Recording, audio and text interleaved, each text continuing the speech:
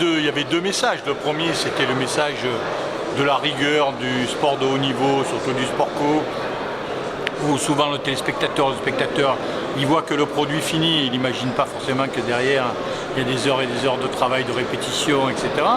Puis aussi le fait que le sport co, pour que ça marche, il faut des individus, pas mal individuellement, mais aussi qui acceptent de se supporter collectivement. Donc c'était le premier message.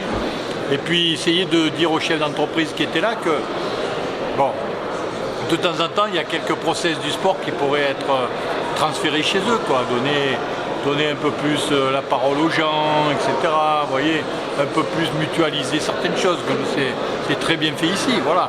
Donc c'était faire plaisir un peu à ces deux publics, puisqu'en fait, même s'il y avait des sportifs qui étaient aussi chefs d'entreprise, on avait surtout là dans la salle deux équipes, quoi, hein, ceux qui venaient du monde du travail et ceux qui sont des passionnés du sport.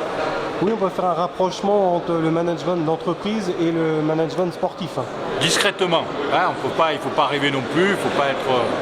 bon, même si ça m'arrangerait qu'on puisse faire un rapprochement total, et moi je crois que ce que les gens ont bien compris, c'est que de temps en temps, des choses qui sont mises en œuvre dans le sport peuvent être tentées dans le monde de l'entreprise. Des fois ça marche, des fois ça ne marche pas, mais ce serait dommage de ne pas essayer. Bon, vous avez des liens étroits avec Benoît Henry, racontez-nous. Ben, Benoît Henry, si vous voulez, malheureusement, comme je l'ai dit à un certain moment dans ma présentation, je ne l'ai jamais pris en équipe de France, mais il n'était pas loin. Mais c'est vrai qu'à son poste, il avait des rivaux qui étaient quand même très costauds. Et c'est un garçon que j'ai toujours apprécié, que j'ai toujours suivi. À un certain moment, avec l'équipe de Créteil, il a eu quand même des heures de gloire assez avérées. Et puis c'est quelqu'un de courageux, puisqu'il est revenu dans sa région et il essaie de la servir au mieux. Et moi, j'aime bien ça, quoi. Oui, à travers la création de l'ASO, notamment Ouais. Mutualiser les moyens pour les clubs sportifs, Voilà. c'est une bonne chose forcément. Ben, c'est pas facile, hein, parce que de rassembler des familles aussi différentes que des hockeyeurs, des kayakistes, des handballeurs, c'est pas évident, mais je crois qu'ils sont en train de réussir leur pari.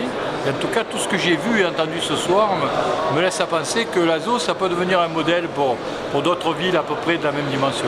Oui, Pinal, c'est une ville sportive, hein, vous l'aurez remarqué. Exactement. C'est vrai que quand on regarde les résultats sportifs de plein d'activités, comme moi je suis passionné un peu de tout, on s'aperçoit qu'Épinal figure dans pas mal d'activités, indiscutablement.